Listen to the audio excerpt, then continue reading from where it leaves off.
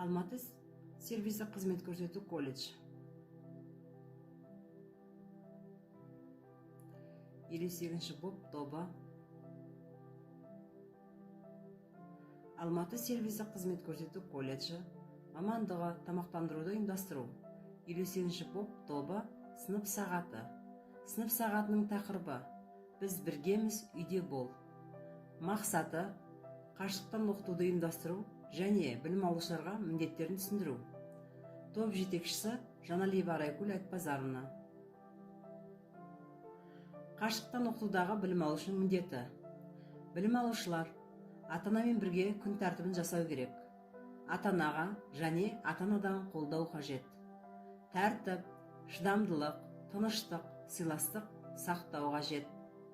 Үй жағдайында жаңа тәжірибелерді үйрену керек. Мүмкіндігінше құрылғылармен қамтамасыз болу қажет. Білім алушы нені ескеру керек? Сабақтың басталу уақыты оқытушылармен жарияланады. Білім алушы кестені білу керек. Сабақ уақыты кестеге сәйкес қатаң түрде өткізіледі. Компьютерді, телефонды толық зарядтауы тиіс. Білім алушы міндеті: сабақ басталғанға дейін 5 минут бұрын дайын отыру. Сабаққа уақытында қосылыңыз. Пәндер және оқу тәжірибесі оқу орнына бекітілген. Білім берушілерде барлық анықтамалар бар. Білім алушы экран алдында ұқыпты ұстау, ұқыпты киінуі маңызды. Пижама мен қалатпен емес. Сабақ барысында бөлмеде қатаң тыныштық, сыртқы дыбыстар болмауы керек.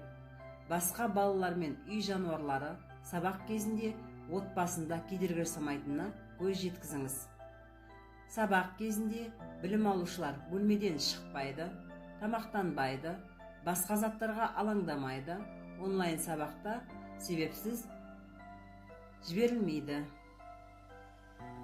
Егер білім беруші сұрақ қойса, сіз қолыңызды көтеріп, компьютерді арнайы тұтқаны пайдалана аласыз. Білім алушылар мына нұсқауларды қатаң сақтау керек. Білім алушылар білім берушінің нұсқауларын қатаң түрде сақтау керек. Сұрақ білім берушілерге сабақты толық түсіндіргеннен кейін ғана қойылады.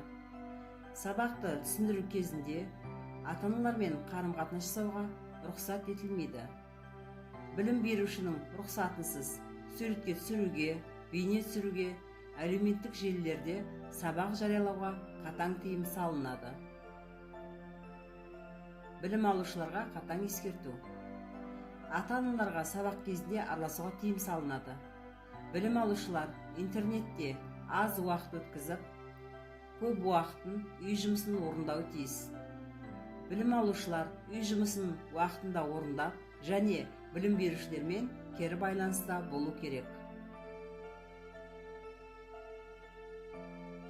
Үйде бол, үйде қал. Білім алушылар қосымша тапсырмаларды орындап, әдеби кітаптарды оқып, сабақтарын уақытында қарап отыру керек.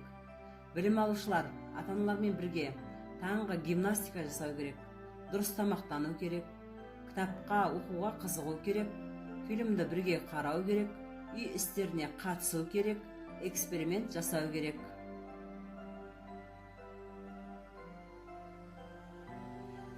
Еліміздегі төтенше жағдайға байланысты, елдегі жағдайды түсіне отырып, біздің болашағымыз үшін бізбен бірге үйде үйреніңіздер. Үйде бол, біз біргеміз.